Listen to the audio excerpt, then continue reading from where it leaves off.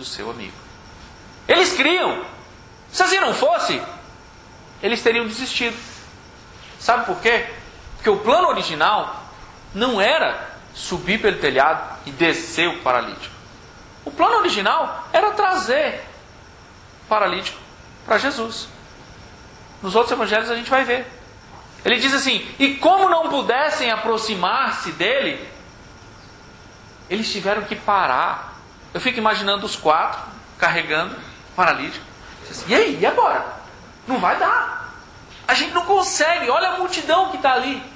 Quando você volta um pouquinho o texto e percebe, tudo isso aconteceu porque numa cura que Jesus advertiu que o homem não anunciasse, ele anunciou. E daquele dia em diante, Jesus mal conseguia locomover-se. E estava cheio. E esses homens trouxeram o amigo dele. Trouxeram. E o plano deles era trazer e apresentar para Jesus. Mas, meu amigo, não dava nem para chegar perto.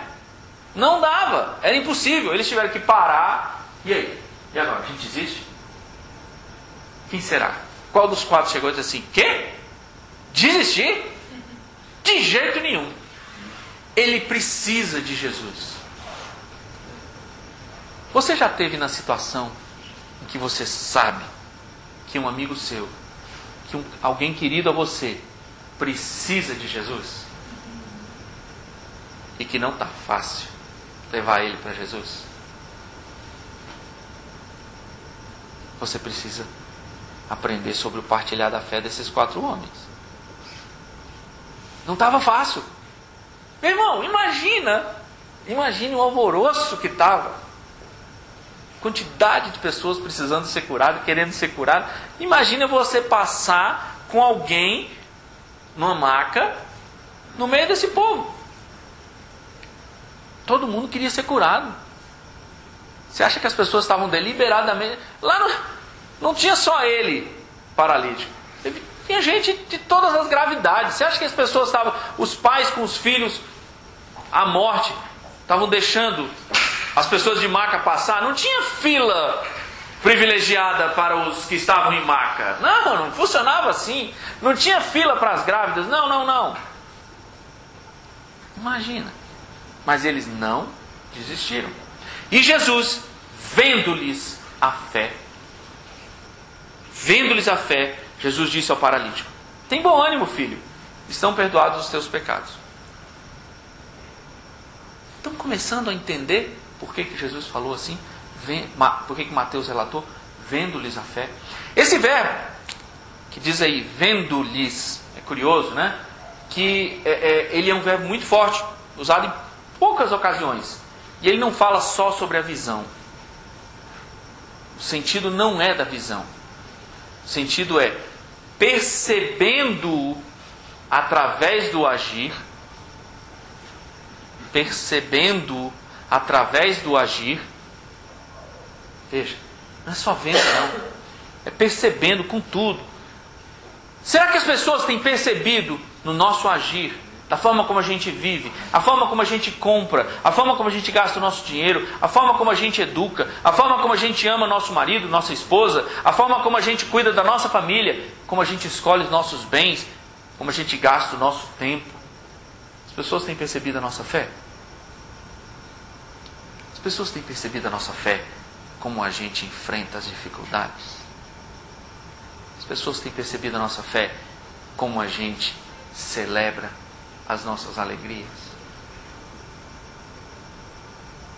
Mas Jesus, vendo-lhes a fé, disse ao paralítico: tem bom ânimo, estão perdoados os teus pecados.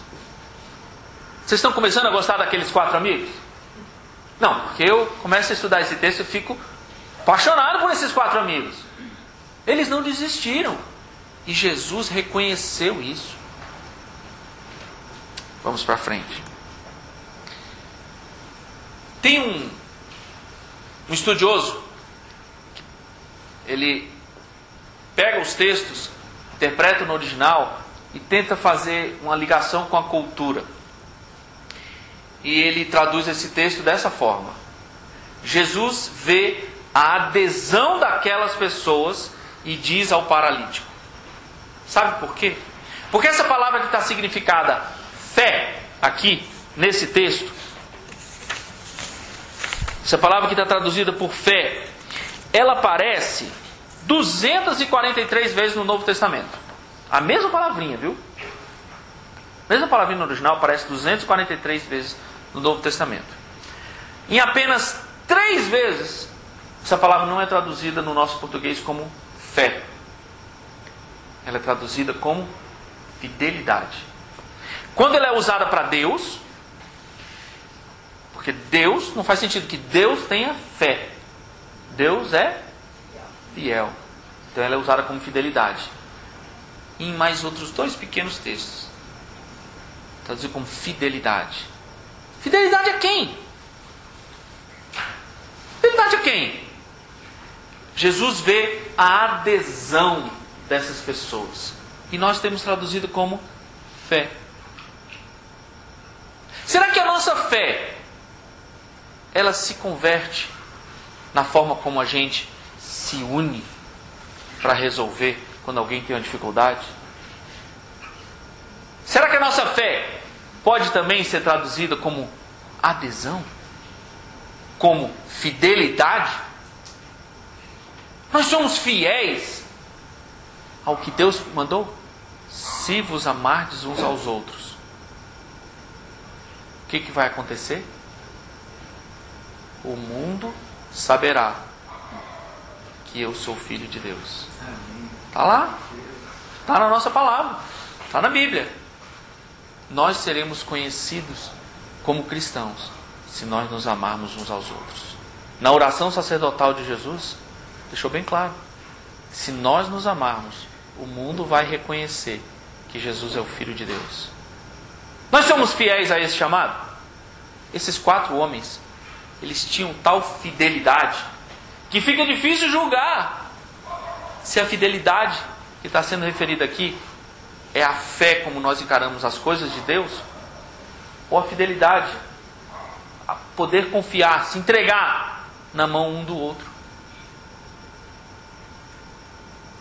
Será que a nossa fé se converte em amor pelos nossos irmãos? Será que a nossa fé se converte mesmo de verdade?